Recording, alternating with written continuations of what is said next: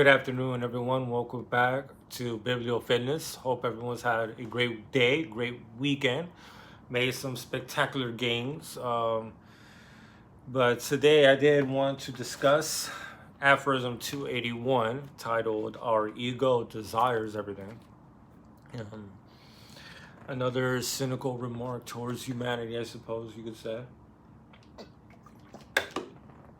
But I'm going to go ahead and read it.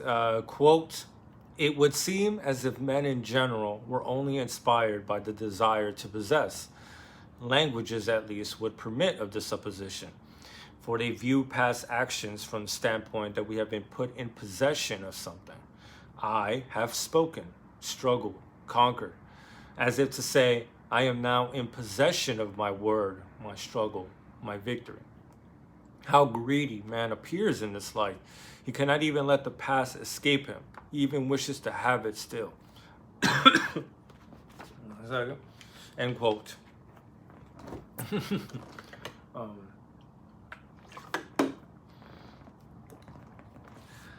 this another little, when you, and he makes it sound so simple, but once you do get past those notions of good and evil, morality and whatnot, I guess you can say we're pretty simple individuals, simple creatures with simple needs, and that, it's these similar needs that cause the same, these different conclusions to bear. But, it's all a safety, security, wanting to own, wanting to know that you have left your mark, it shows that even with God and Christianity and all this stuff, it hasn't really changed us all that very much, except allow us to be, or teach us to be better liars, to be able to bring forth to us better looking masks in front of our faces, or better phrases at night to help us sleep.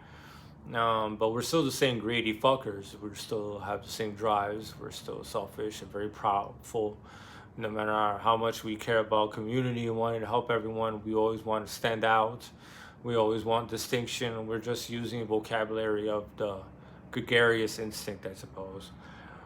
That even, how he says, how we want to even own the past, how we never want to let go of what we've done, what we have done, even though, you could take into account the whole, what other variables and circumstances had to be involved in order for these sort of events or chances to occur, and obviously at the end it requires you to be able to take advantage of these set situations. But a lot of things had to take place, and then you go into the conversation of whether free will is real or not. Is there a medium between the thought and the action? That is basically the final judge on whether this action is going to be followed. Whether we have any part to play in that. How much part do we have to play in it? How much are we just taking actions based on our environment more than anything, right? So it goes into the whole, whether ego is a superstition, right? Instead of the soul, it's now the ego, in order to say that we've done and have and do all these things, especially in a materialistic and a very consumerist era. I believe this probably would be essential, right? To overinflate the ego, to be in possession of it all. And in a couple aphorisms after this one, he makes an example of, for example, a man that's trying to say that he's ahead of his time, like he's at the tide of this new historic change, this moment that's going on, just because he knows about this moment. Now he feels like he has to defend it, be in possession of it. Or a woman that feels pride in how beautiful their kids are, or their outfits and dresses, or their dogs. How we try to be in possession of so many things, and a lot of a variable outside of our control, literally. Just to overinflate our ego, overinflate our importance. Our ego is just constantly wanting to devour more and make claim to more, not devour more, make claim to more and more. it's a gross simplification, and I'm going to be honest with you, it does make you more cynical, right? And I've always been a cynic, I guess you could say, since I was young. So I guess reading this does, when I do have to admit that already kind of validates some of my original premises and just allows me to elaborate on them further, right? And it gives me a little bit more ammunition in my tool belt, I suppose, because people really do like to focus on would have, could have, should have, instead of what it is, and we are greedy and we do want to own it all. Even we at this point we want to be having equal share with everything and possessions and things of that nature. And obviously that's a whole complicated conversation because things are not looking great. To say the least, but one can't complain. One has to continue to move forward, right? So aside from that, that is one of the critical conversations. One of the critical points then is whether we have to believe in such a thing as free will, and whether I feel like he always makes that point as well, Nietzsche, is that we don't really know ourselves. So how can we possibly say that we are the ones following up on these actions, whether we're just not going along with everything, whether we're not going along with the tides at the time. We constantly, in this chasing of ego, we all look the same, right? Like I said, we really have to tell ourselves magnificent lies at the end of the day in order to prove to ourselves that we're distinct, we are special. Well, we're just like everybody else, especially now, especially with social media. We all have to somehow lay claim to being different, even though we all do the same. We all perform the same shit all the time. It's fantastic to say the least how pitiful and how superficial the requirements of keeping our ego sustained has fallen, really. It's no longer some great feeling or great thriving or great struggle. We make money and fame in the most ludicrous, ridiculous ways. One cannot be surprised as to the trajectory of our civilization with these parameters in place. These changing of perspectives on what it means to be successful and whatnot.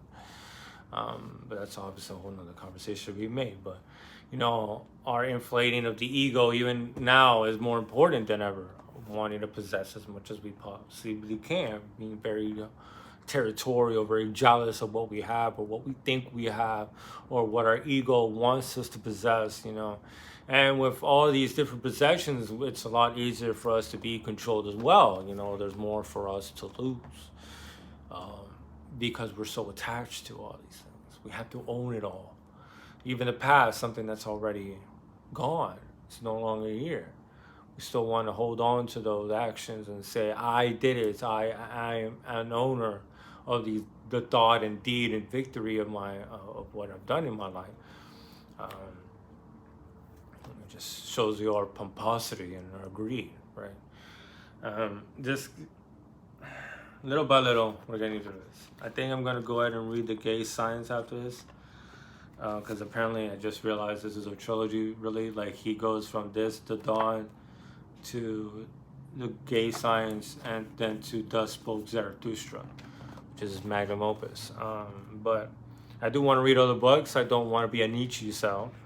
I do love these books, and I think I'm going to go ahead and read Crime and Punishment. It's got a good contrast, very famous book, and it is Dostoevsky, even though I don't agree with him a whole lot, but there are beautiful notions in it as well. I've gotten emotional with it. It's very good. So I do want to read them and see what happens. See what I come up with, right? You have to look at things from different perspectives. But aside from that, this aphorism is really a great one. He's one of those zones right now where it's very short but very concise. We're very easy to tell now. So, well, that would be all for today.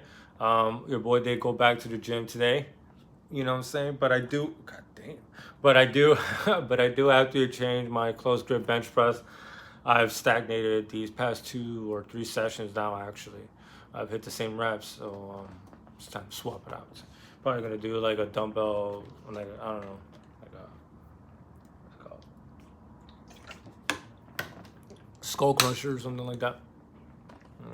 If my knees, if my elbows can deal with it. But we'll see. So hope you all have a great day. Hope y'all make some beautiful gains. Don't forget to go get a fucking notebook if you haven't already. Make some. It's amazing, you know. I love getting tatted, but I'm not gonna get tatted again for a while, or I'm gonna really have to plan this out and I just pull one out of my ass so I can do a tattoo when I'm gonna do a deload, so I don't suffer needless. You know. But I just had to get a tattoo out of. But fuck it, it's worth it. It's beautiful. It's coming out great. It's just really itchy. Love y'all. Peace.